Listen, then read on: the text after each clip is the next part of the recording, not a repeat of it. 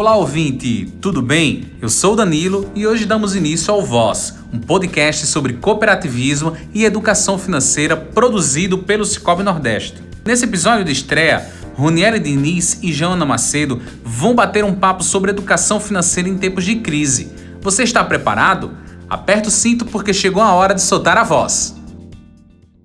Sou Joana Macedo, sou analista de responsabilidade social do Sicoob Nordeste. Sou representante do Instituto Sicoob aqui na região e estamos hoje dando início à nossa live cooperativa.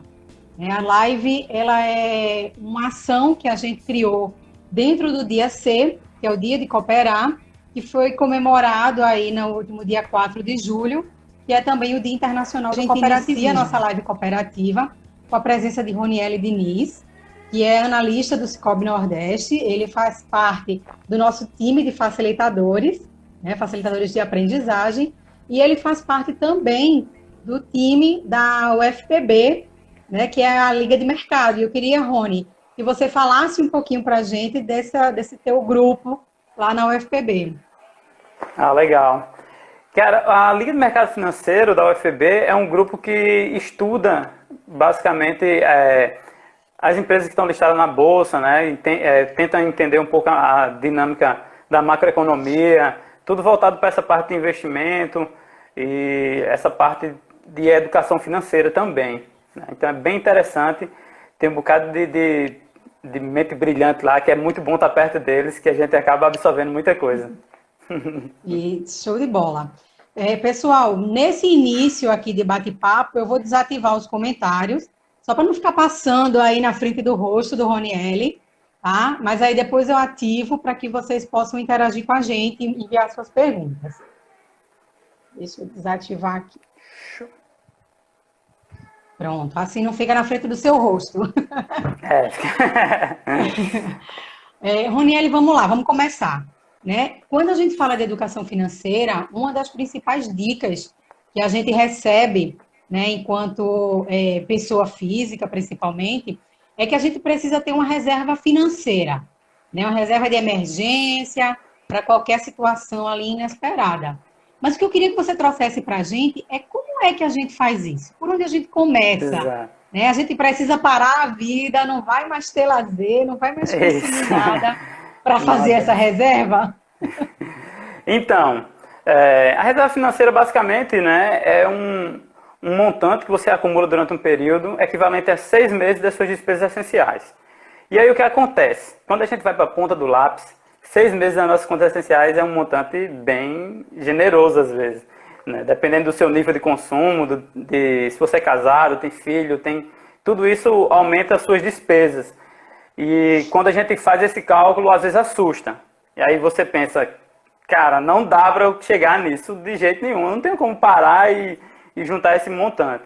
Então, você acaba achando que é uma tarefa muito difícil, tá? E, na verdade, o que a gente recomenda é que você faça o cálculo, veja onde você quer chegar, mas você destrinche essa reserva em pequenos objetivos. Por exemplo, se você fez os cálculos e percebeu lá que a coisa mais importante para você é pagar a sua moradia, o seu aluguel ou a prestação do seu apartamento, então você primeiro atinge o objetivo de alcançar o montante de 6 meses daquela conta. E aí você passa no próximo degrau para outra conta. E assim você vai devagarzinho, um processo sistemático, até chegar ao montante final da sua reserva de emergência. Mas é importante que você comece agora, que não é uma coisa rápida, a não ser que você tenha um aporte externo de outra fonte, uma fonte da família ou a venda de algum equipamento, alguma coisa, mas fora isso, se você for depender apenas do seu salário, é um processo um pouco lento. Mas você vai perceber que assim, é uma trajetória que você vai...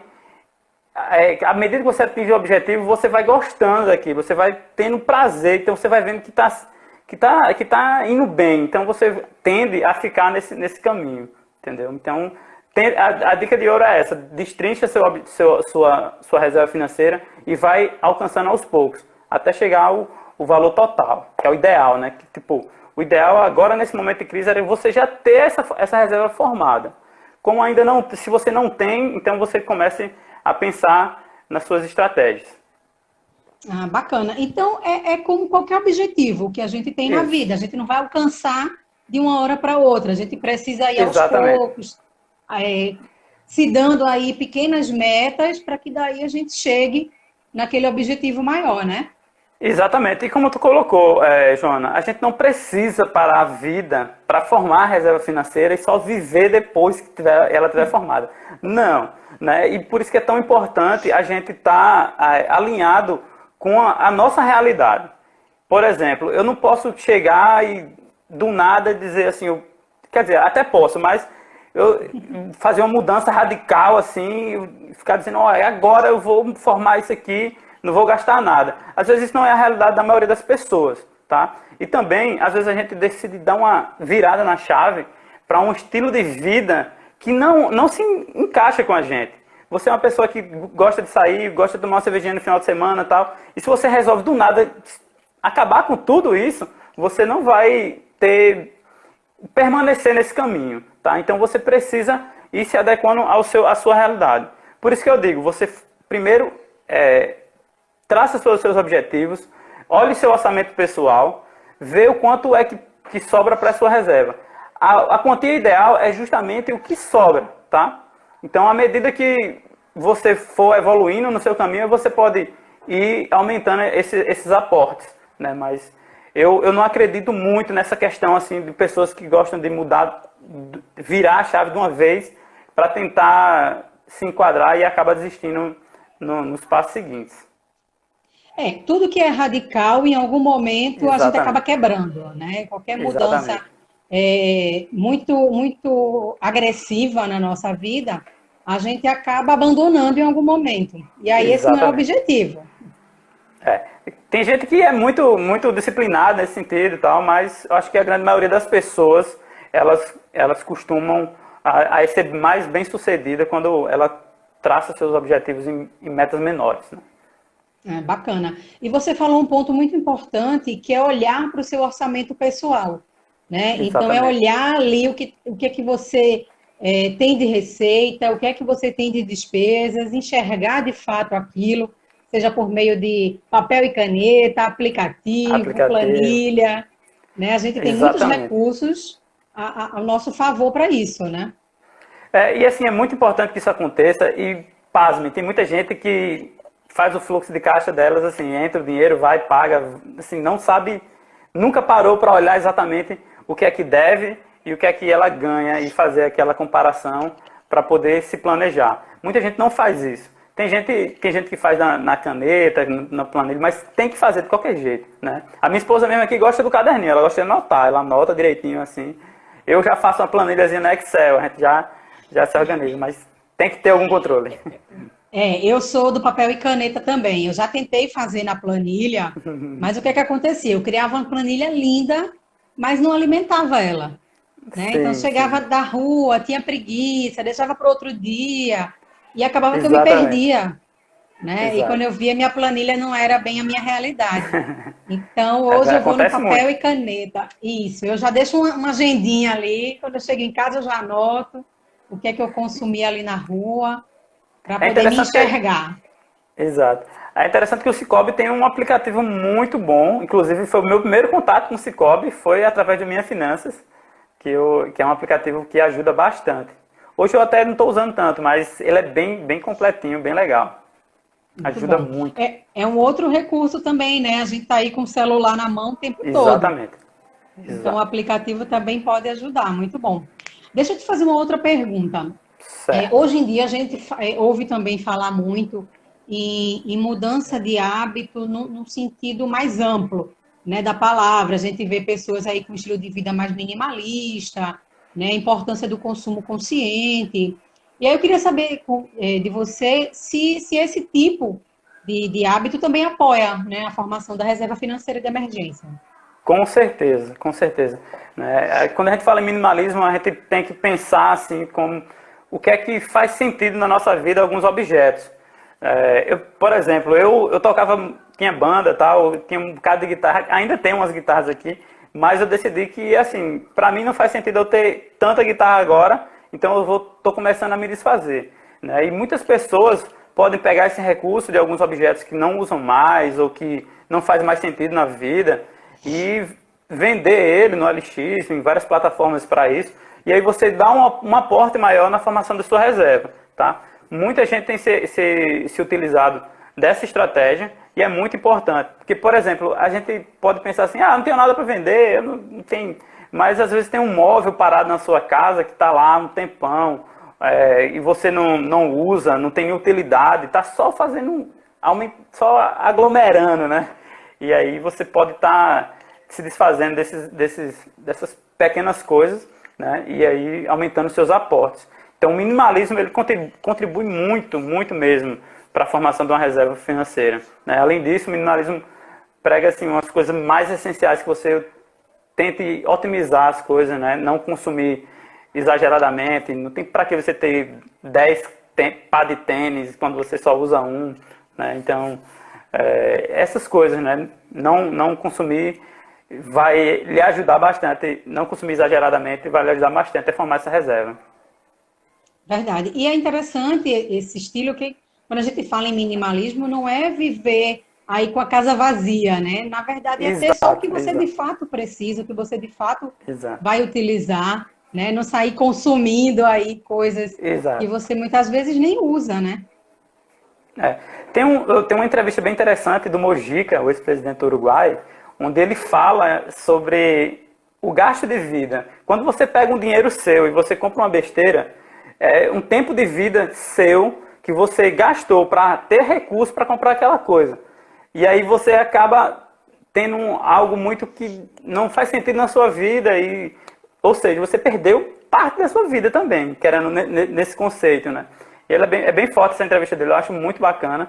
E se você for, toda vez que for comprar alguma coisa, pensar assim, estou gastando uma parte da minha vida aqui, será que vale a pena? Né? Você vai começar a se controlar um pouquinho mais. É verdade, né? O consumo inconsciente faz com que a gente perca não só dinheiro, né? A gente está perdendo tempo, né? Que a gente poderia estar utilizando para outras coisas, né? Estudar, ou ter mais tempo com a família, né? Ou qualquer outra coisa que traria um retorno muito maior para a gente. E muitas vezes, o que é que a gente fez com esse tempo, né? Jogou ele fora. Às vezes atendendo ali uma necessidade de consumo que é muito mais psicológica, né? De aceitação, muitas vezes, né? E aí depois, o que é que eu estou fazendo com isso, né? O que é que eu vou fazer com isso que eu comprei? Às vezes não tem nem onde guardar em casa, né? Exatamente. Tem uma sociedade que tem muita gente acumuladora, né? Que acumula muitas coisas, vai comprando e vai acumulando e a gente tem que se desprender um pouquinho disso, né? Verdade. O momento precisa desse momento que a gente vive mundialmente, precisa que a gente tenha uma consciência maior em relação ao consumo. E é um olhar bem amplo que a gente pode colocar nisso, porque a gente acaba produzindo mais lixo também, quando a gente consome algo que a gente não vai utilizar. Quando é um bem ou um produto que a gente ainda consegue vender, né, ainda é bacana porque a gente consegue trazer o recurso para a nossa reserva, né, de emergência. Mas muitas vezes nem isso. E muitas vezes, exatamente, muitas vezes é descartável, né? São coisas que são efêmeras demais, você usa, perde valor muito rápido. A gente também tem muita coisa que é construída para perder valor rápido mesmo, para você comprar mais. Então, é bem complicado. Então, se você não se policiar, se você não começar a repensar, você vai cair em várias armadilhas de consumo e que vai, querendo ou não, prejudicar um pouquinho a formação da sua reserva financeira. Verdade. Rony, e quando a gente chega lá, quando a gente consegue montar a nossa reserva de emergência, tá ali num patamar que a gente entende, né, que já nos deixa mais seguro para qualquer adversidade que aconteça, o que a gente deve fazer então? A gente deixa lá quietinho, guardado, parado, ou tem alguma dica para isso também? Tem sim. Assim, muito interessante o que acontece. Quando a gente forma uma reserva financeira, a gente acaba criando um hábito de separar um recurso, né, para estar sempre guardando, né? Então, se você já formou sua reserva financeira, você tem sempre que estar olhando ela, porque ela é uma coisa dinâmica também. Você pode hoje estar com um padrão de vida, amanhã você melhorar. Então, se você quer manter aquele padrão de vida, é bom você aumentar a régua da sua reserva financeira também, tá? E outra coisa muito importante, depois que você adquire esse hábito de juntar, você já tem a sua reserva financeira, você já pode pensar em investimentos, né? Você já tem um recurso que vai lhe socorrer, então a partir de agora você pode começar a pensar nesse novo recurso que você está aportando em aumentar a sua rentabilidade, né? E para aumentar a rentabilidade, você, querendo ou não, tem duas opções, uma com muito risco e outra com um risco menor, né? Então você escolhe qual o risco que se adequa ao seu perfil, você já pode avançar mais. Por exemplo, se sua reserva financeira está alocada em poupança, em CDB, de liquidez rápida, que é o ideal, que você tenha algo que possa ter disponibilidade rápida para você sacar e utilizar numa emergência, você pode começar a pensar no CDB com prazo maior, mas que garante uma rentabilidade melhor para você, né? Um RDC, um tesouro direto, ou até mesmo você pode começar a pensar em investir em ações, que, dependendo da sua estratégia, você pode correr risco um pouco maior, mas também controlar esse risco, tá? Então, a dica é essa, assim, eu sempre acho que as pessoas que estão com a sua reserva financeira podem aumentar um pouquinho a sua rentabilidade, e tomar um pouquinho mais de risco. Deixa eu ver se eu entendi, então. Então, a gente chegou lá naquele montante, naquela meta que a gente tinha, mas, ao mesmo tempo, a gente já internalizou nos nossos hábitos ali financeiros aquele valor mensal que eu vou guardar. Então, com isso, se entende que eu vou estar sempre poupando e eu posso pegar uma parte daquele montante que eu já adquiri para investir. E aí eu ter retorno maior disso. É por aí? Mais ou menos. Só que o que acontece? A reserva financeira você não mexe. Os novos aportes é que você pode começar a aumentar, a procurar produtos que tenham uma rentabilidade maior, tá? Mas a sua reserva não. A sua reserva ela é sagrada. Ela é para emergência mesmo. Você não pode pensar nela com viés tanto assim de rentabilidade. Até você vai estar guardando em algo que vai render, que é a poupança ou um RDC com liquidez diária. Mas a gente não pode pensar nela como investimento. O investimento são os novos aportes acima da reserva. Aí sim, você pode começar a dar uma olhada em ações, dar uma olhada em CDB que tem um vencimento maior e dá uma rentabilidade maior, alguns fundos de investimento. Você pode dar uma diversificada e melhorar a sua rentabilidade, né? E aí começar... E esse mundo aí é um mundo sem volta, tá? Você começa a investir assim... Que bom, né? Hoje em dia o brasileiro ele está olhando mais para isso, né? De uns anos para cá, a gente percebe uma procura maior por informações sobre investimentos também. O brasileiro está começando a se sentir mais seguro para investir, né? Exato, o brasileiro tá, inclusive tem muito brasileiro indo para a bolsa, né? Até sem ter formação de reserva, tá? Muita gente empolgada. E apesar do aumento do interesse também, eu vejo com muita cautela algumas pessoas que estão indo para esse lado sem medir os riscos. E não é bem assim, a gente tem que estar com os riscos controlados. A bolsa brasileira aí já aumentou, tem mais de 1 milhão de pessoas investindo já. E tipo, foi um salto do dia para a noite, assim, do ano passado para cá eles estouraram. O número de CPF na bolsa aumentou muito, tá? Mas assim, tomem cuidado, bolsa é risco. É o que a gente chama de ativo de risco, é ativo da bolsa. Então, toma cuidado, não vai lá pegando opinião aí de youtuber e achando que aquela indicação vai dar certo, que pode dar certo, mas também pode dar muito errado, e se você não estiver preparado, se você não tiver sua reserva financeira, aí vai dar mal para você.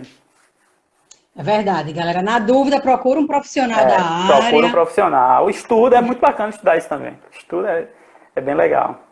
Legal. E no período que a gente está vivendo hoje de incerteza mundial, né, a gente precisa ter uma atenção muito maior também, né? A gente não sabe o que vai acontecer daqui a um mês, né? Então... Exatamente. E é por isso que você não pode estar entrando com muito risco na sua reserva financeira, porque, por exemplo, eu vou lá e compro ações de uma determinada empresa, achando que ela está super ok, está tudo ok, o balanço dela está tudo redondo, está tudo bem bacana. E aí no outro mês tem uma notícia sobre um diretor dela, uma coisa, e aí aquela ação despenca, e minha reserva financeira, a reserva de emergência, vai ter que corroer todo o seu valor. Então, em hipótese alguma, você pode tomar risco na sua reserva financeira. Com muita consciência nisso. Bacana. Deixa eu ampliar um pouquinho agora essa conversa, né? Vamos pensar aí nas empresas, na pessoa jurídica, né? A gente tem visto aí um impacto também grande nas organizações, principalmente nos pequenos e médios negócios, né? E aí eu queria saber de você que dica você pode nos dar sobre educação financeira para a pessoa jurídica. Bem bacana, né? A gente tem um cenário onde tem muitas pequenas empresas, por exemplo, que estão tendo que se reinventar. E muita gente tem dado esse conselho, o WhatsApp, pensar fora da caixa, crescer, mudar a forma de interagir com seus clientes, e tudo isso é extremamente importante. Mas outra coisa que o pessoal, eles têm desleixado um pouco em relação à contabilidade, tá? Segundo Warren Buffett, a contabilidade é a linguagem dos negócios. Então, as empresas pequenas, principalmente, elas têm que olhar para dentro da sua empresa e tentar entender um pouquinho mais da sua contabilidade, tá? Até porque, numa situação de crise como nós estamos, nós precisamos saber como é que está a empresa financeiramente. E o raio-x é feito pela contabilidade, tá? Então, se você tem um tempinho maior agora por conta da pandemia, eu aconselho se dedicar um pouquinho à sua contabilidade, tentar entender, liga para o contador, pergunta para o contador, cara, como é que está a liquidez da minha empresa? Como é que está o cenário? Como é que eu vou passar por essa crise? Eu tenho quanto tempo de vida sem a minha receita cheia? Eu preciso saber disso tudo. E isso quem vai dar é a contabilidade, tá? Então, é muito importante aproveitar esse momento e dar uma lida, dar uma fortalecida na contabilidade. Entenda a contabilidade. Entenda como é que é o capital de giro, qual é a sua necessidade de capital de giro, como é que está a liquidez da sua empresa. E isso vai lhe ajudar bastante, muito mesmo, tá? É importante dizer, né? Não deixa só Exato. na mão do contador, não. Exatamente. Olha também, conversa com ele, se informa, para saber até se você precisa, né, recorrer a alguma instituição financeira, pedir aí um socorro, ou se não é o momento, se você pode deixar para fazer isso mais para frente, né, ou agir de uma outra forma. E Joana, tu tocou num ponto muito interessante, que é justamente quando o cara entende que precisa de um reforço financeiro e vai procurar uma instituição financeira. Se ele tiver com a contabilidade dele bagunçada, a instituição financeira provavelmente não vai entender o que ele quer e vai negar o crédito. No sistema financeiro nacional, as novas concessões têm diminuído. Não é o caso bem aqui do Sicoob, mas assim, no cenário nacional, dos grandes bancos, tudo, as novas concessões estão diminuindo, justamente por conta disso. O banco ele quer ter a segurança de que aquele recurso que ele está emprestando vai voltar. E se você chegar lá sem nada na mão, assim, dizendo, eu preciso de X, e o camarada perguntar, tá, mas qual é a sua liquidez? Por que você precisa disso? É para capital de giro? Para pagar funcionário? Como é? Então, é importante você estar muito redondo na contabilidade. Até para pedir ajuda, a gente precisa saber de que ajuda a gente precisa, né? Exatamente. Então, muito bom. Outra coisa que é bem interessante, que algumas empresas estão fazendo, é dando uma olhada para o seu tributário, tá? O que acontece? Nesse período de pandemia, por exemplo, alguns produtos eles foram exonerados, tiveram uma diminuição de carga tributária. E você pode olhar para isso também estrategicamente. Você tem um mercadinho lá, tal, você vê como é que está a nova estrutura tributária, algumas coisas que podem lhe beneficiar, tá? Então, são estratégias interessantes também. Um pouco mais complexo, mas aperreia o contador. O contador não é só para pagar imposto, não. Absorve muita coisa dele, cara. Que assim, vocês todo mês pagam o contador. Então vai lá e cobra, bate na porta dele, quer saber isso, quer saber aquilo. Então, aperreia o contador. Muito bom. Deixa eu ativar aqui os comentários, vamos ver se alguém tem alguma pergunta, enquanto a gente continua aqui conversando. Aí, galera, comentários liberados. Quem tiver pergunta, né, manda aí pra gente, que aproveita aí o Roniel para a gente fazer pergunta também, né, e pedir aí uma orientação. Mas, Roniel, vamos lá, né? Vamos continuando aqui. Então, é importante a gente olhar, na verdade, para dentro, né? Seja pessoa física, seja pessoa jurídica. O primeiro passo é a gente olhar para dentro. Isso. Você precisa saber como é que está a sua situação atual financeira, né? Tanto a empresa quanto uma pessoa física tem que entender. O orçamento ele tem que estar lá, você tem que estar acompanhando. É chato? Não é. É questão de hábito, tá? Tudo é hábito. A primeira vez você pode achar um pouco chato, mas quando você vê os resultados evoluindo, a evolução das coisas, você vai começar a ter um carinho muito grande sobre isso e dedicar um esforço bem maior, né? Então, olhar para dentro é uma coisa extremamente importante. Muito bacana isso que você... Isso, é muito bacana isso que você falou do hábito, né? Vamos começar, vamos estudar, né? Um passo de cada vez, até que a gente vai realmente internalizar isso aí na nossa vida. Muito legal. Sobre esse hábito, sobre o hábito, eu tenho até uma história interessante, né? Uma época eu fui estagiário num banco de varejo, um grande banco de varejo, e lá a gente tinha uma meta de um produto que era uma poupança uma poupança programada. Não era capitalização, era poupança programada. Você tem que tentar convencer as pessoas a fazer essa poupança programada. E aí, muitas vezes eu convencia a pessoa, faz uma poupança, justamente nessa ideia da reserva financeira.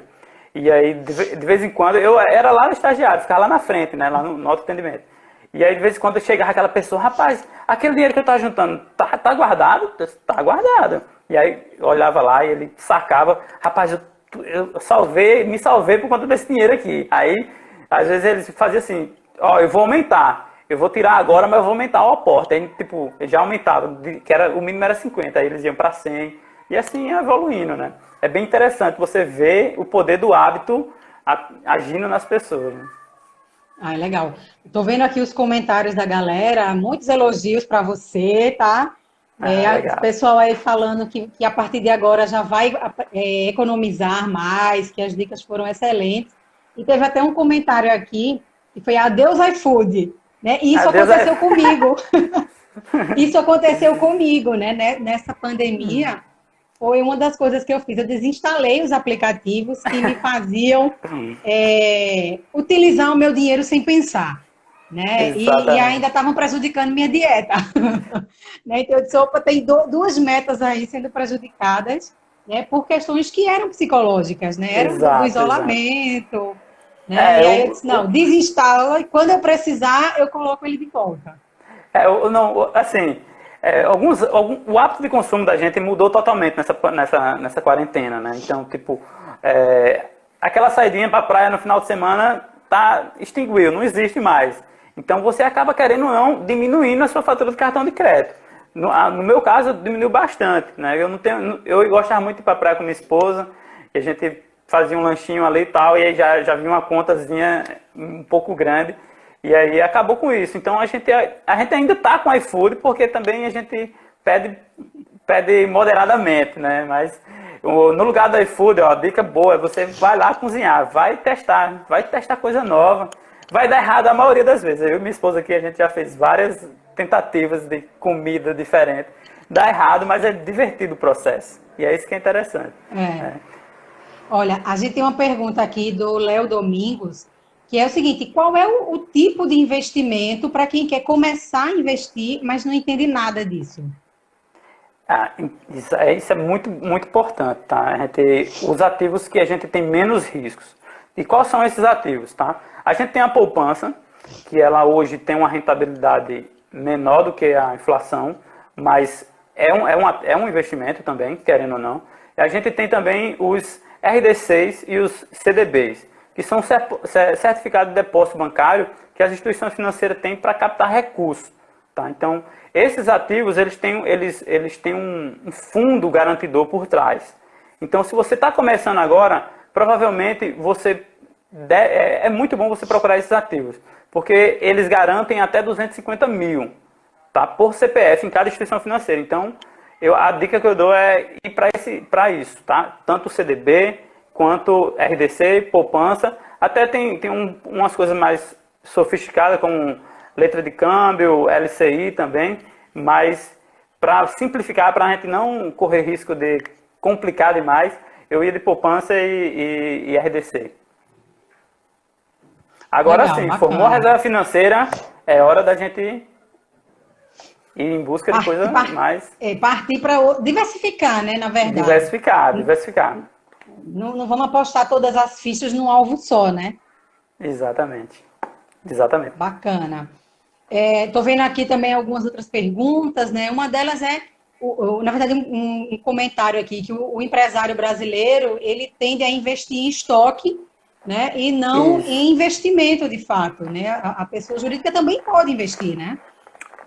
Pode sim. E assim, é muito importante. Tem um termo na contabilidade chamada cash trap, ou seja, armadilha do dinheiro. Quando você, às vezes, não faz a sua gestão com os indicadores gerenciais, você pode ter um volume de dinheiro muito grande no caixa, que faz com que ele renda menos do que se ele tivesse investido em algum produto de investimento. E você nem tem essa necessidade de capital de giro toda, né? Então você está perdendo dinheiro, está perdendo de ganhar dinheiro se ele tivesse alocado em algum produto seguro, né, mas que rentabilizasse alguma coisa. Então, muito cuidado também com a famosa armadilha do dinheiro, que acontece nos empresários, com as empresas. Uma outra... Oi, desculpa.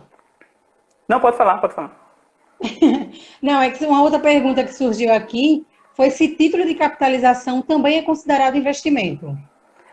Não. Título de capitalização nada mais é do que... Ele tem uma rentabilidade, mas ele só rentabiliza algo, só a taxa referencial, mas o objetivo dele é mais para concorrer a alguns sorteios, né? Então, acho que, para mim, eu não classifico como investimento, não, tá?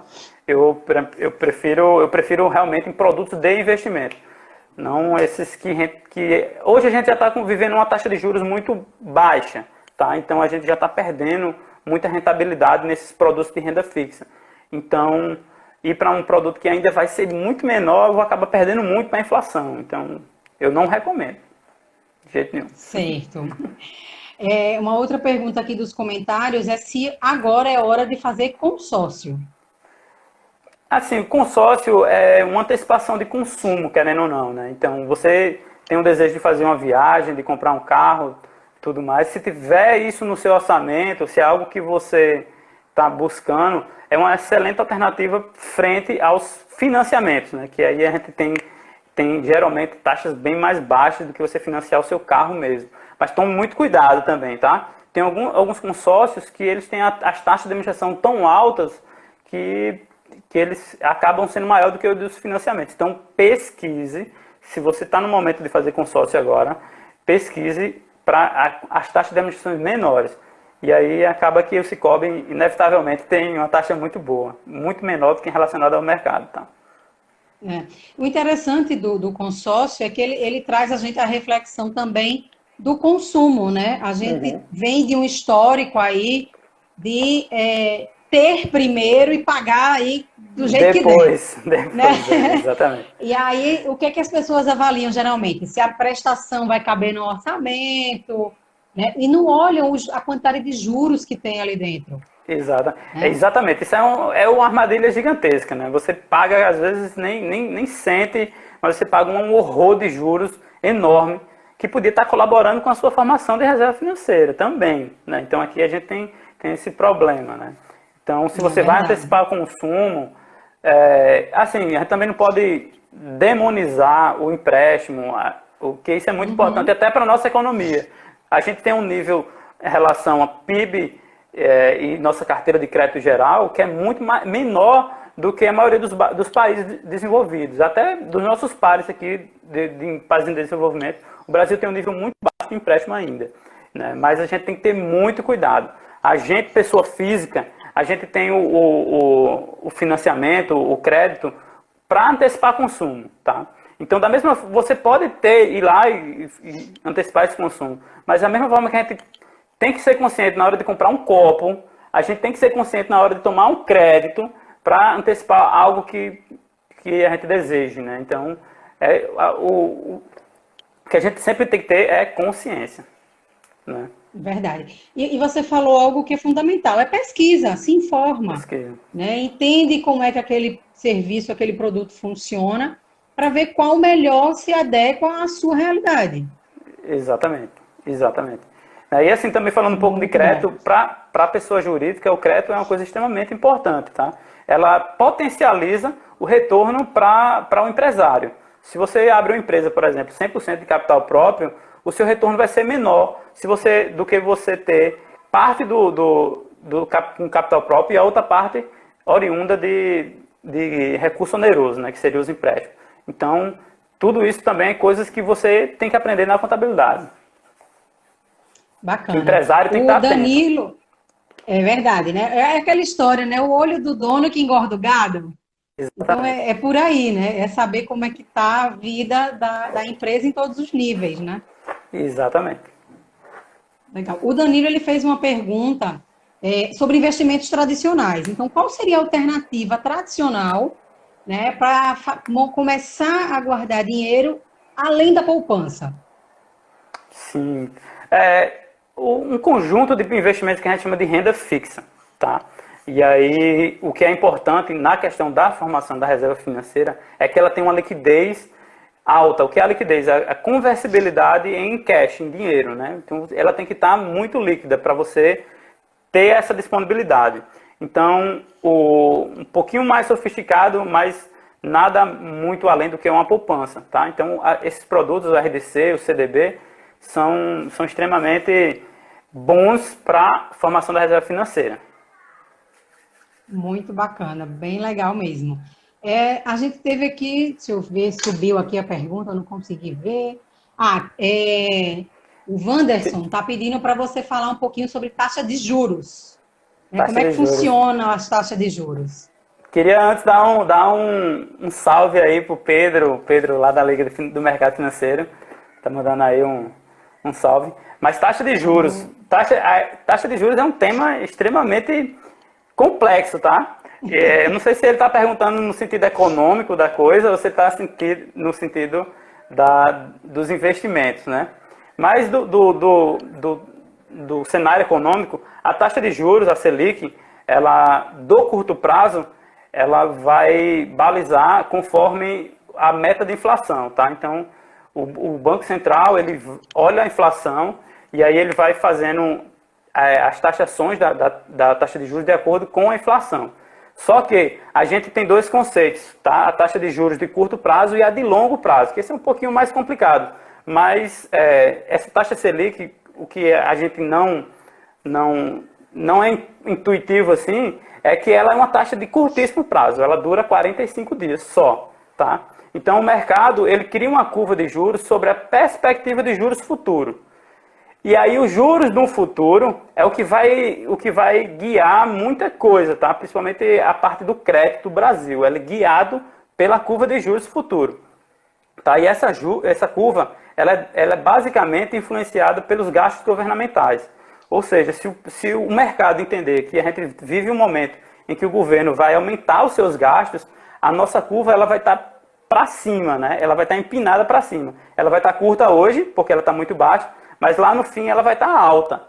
E aí isso é muito prejudicial para a economia, porque os bancos, eles olham para a economia olhando no tempo, né? Então ele vai olhar essa curva de juros, ele não vai emprestar para você por 5 anos baseado numa taxa que só dura 45 dias. Então ele olha na curva lá, quanto é que está em 5 anos a taxa de juros. Ah, tá, então eu vou precificar o meu spread baseado na curva de juros.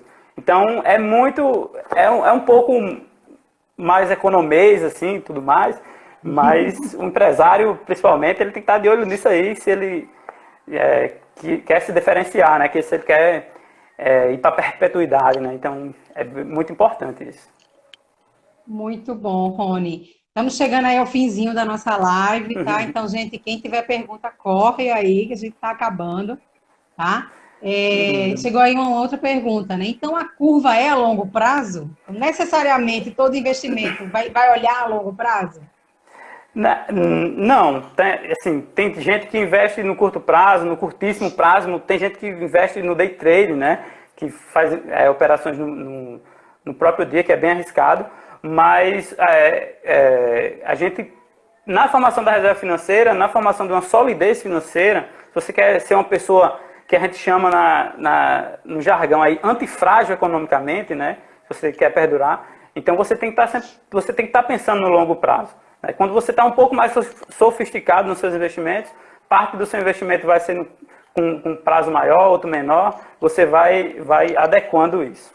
Né? Mas não existem perfis, assim, existe prazo para todo perfil, né? Tá. E é momento de investir em bolsa? Foi outra pergunta que surgiu. Fizeram, né? Investir em bolsa é um pouco... investir em bolsa, como eu disse, é arriscado, tá? Então, se você tem noção do risco, se você estuda sobre isso, se você tem tempo para estudar, tudo mais, aí você pode até investir em bolsa, mas eu não posso dizer para você que é uma coisa simples, nem que é sem risco, tá? Momento de bolsa é complicado. Hoje eu posso dizer que hoje aqui a gente saiu de uma queda muito grande, subiu e agora só vai subir. Mas se eu disser isso para vocês, eu vou estar mentindo, tá? Porque amanhã a bolsa pode despencar, do nada, né? Geralmente acontece isso. A bolsa, quando tem uma crise, ela cai muito, ela sobe muito, depois ela cai de novo, depois para subir de novo. Então, acertar o time de bolsa não é coisa que nem os profissionais sabem, assim, a galera que é investidor profissional não sabe. Então, se você vai para a bolsa, tome consciência de que lá é lugar de risco.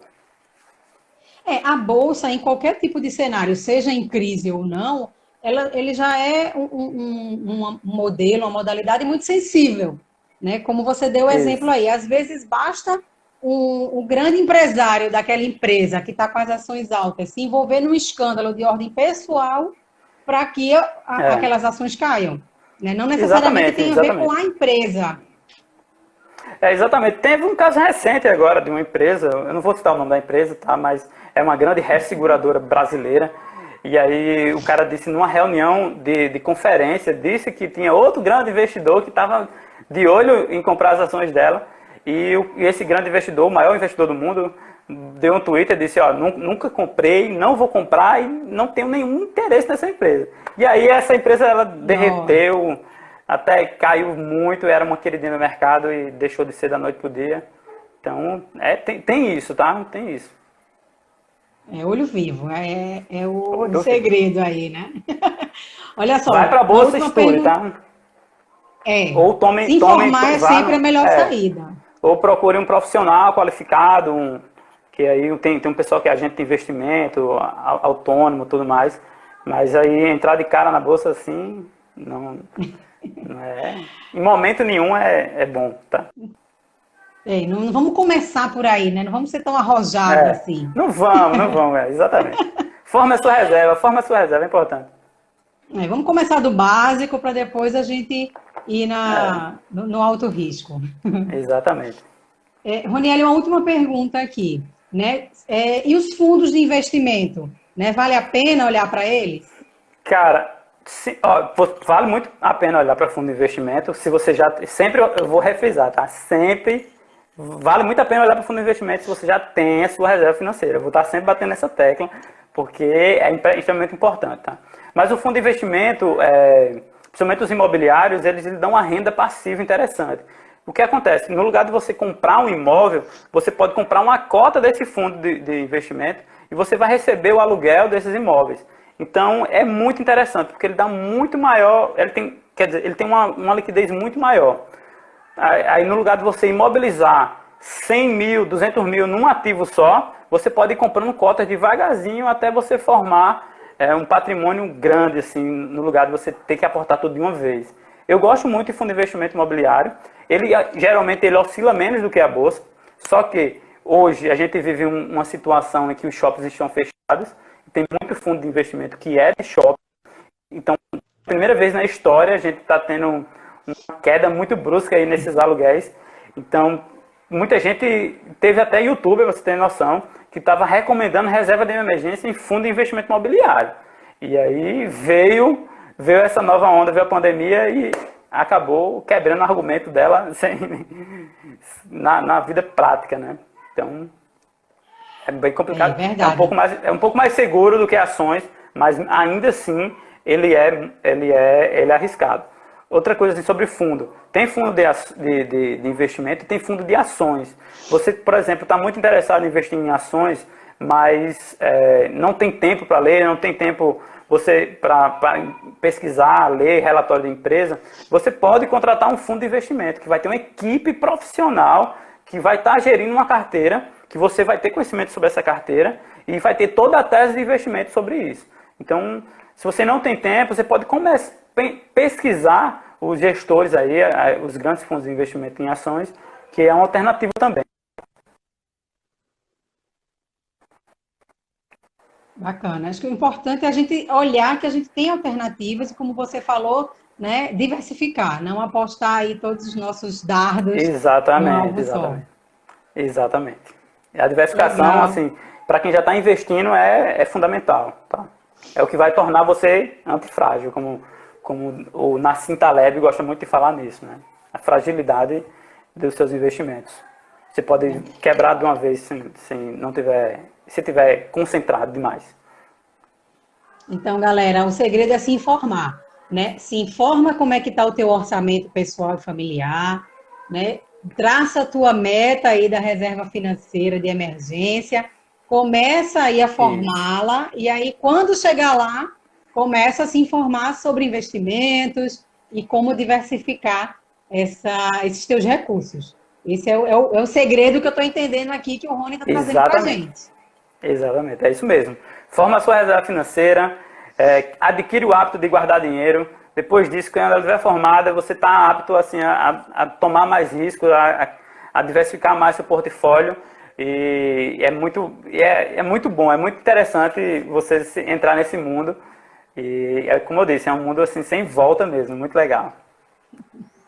Roniele, muito obrigada, né? Foi uma conversa muito legal. Eu mesmo já estou aqui com a cabecinha, né, girando para começar a mexer aqui no meu orçamento, né, e seguir já algumas dicas. Tem uma chuva de elogio para você aí nos comentários. Legal, cara, legal. Eu fico muito feliz aí de estar participando. Eu acredito que, assim, a gente tem a missão de sempre estar compartilhando aquilo, um pouco do que sabe, né? Então, eu estou muito feliz de estar podendo fazer isso no ambiente que eu trabalho. Então, show de bola. É o diferencial do cooperativismo, né? A gente se preocupa com a comunidade e precisa levar orientação e informação para todo mundo. Exatamente. Pode contar comigo sempre, tá? O Instituto Cicobi, eu estou sempre aberto aí para as ações do Instituto. Eu adoro fazer isso, adoro compartilhar, adoro conversar também. E de tema que eu gosto, então, passa a noite toda com você. Você ouviu Voz, uma produção do Cicobi Nordeste. Gostou do conteúdo? Compartilhe com seus amigos. Até breve!